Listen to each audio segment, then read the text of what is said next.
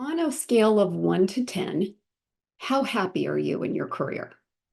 And I know this is a big question. Happiness means something different to everybody. We go through our lives oftentimes on autopilot. And well, we're designed that way. Our brains are designed to be on autopilot 95% of the time. So it's really easy to get stuck in a rut, right? Because we're inundated with just so much input and stuff all day long, many of us don't make the time to stop and really think deeply about our lives.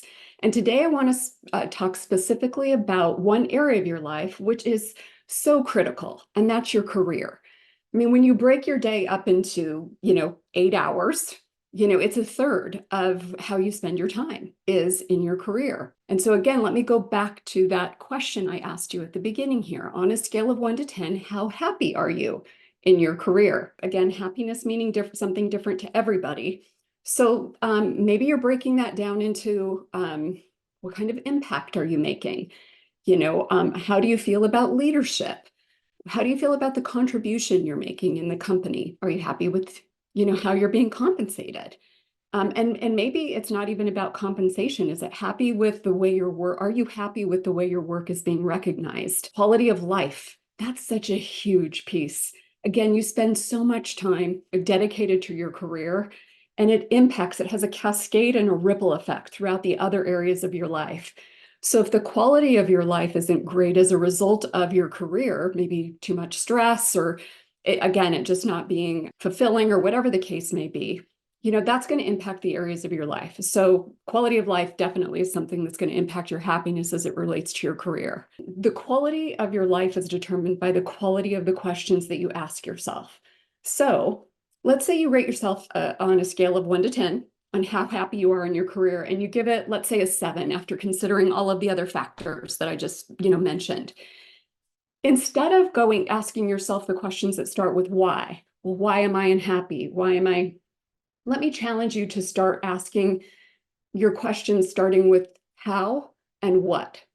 Because oftentimes when you say why, you kind of go down this path of excuses, complaints, victimhood. It will often kind of put you in that being focused on the problem instead of being focused on the solution, which is what the words what and how get you into that solution mode. So asking yourself, well, what would increase this on a scale of 1 to 10? So if it's a 7 now, what would make it an 8? And then you just start going through and saying, gosh, I,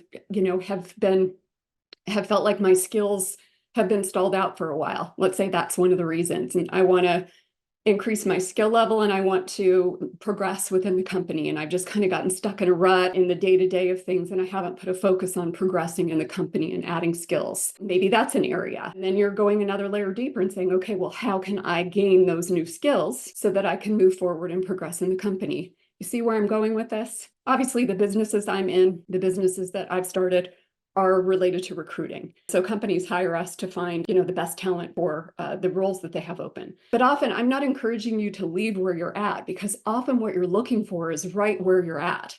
It's just, again, we get stuck in these ruts and we don't take the time to sit and really think about how we can improve our experience, in our career. Let's say that you're in a role, maybe you're kind of just maxed out, but you love the work. You're not necessarily feeling fulfilled by it. Ask the question, how can I feel more fulfilled either in my career or in life? Because maybe there's a way for you to connect to something there at the company that has to do with their philanthropic work, and you can become more active in that.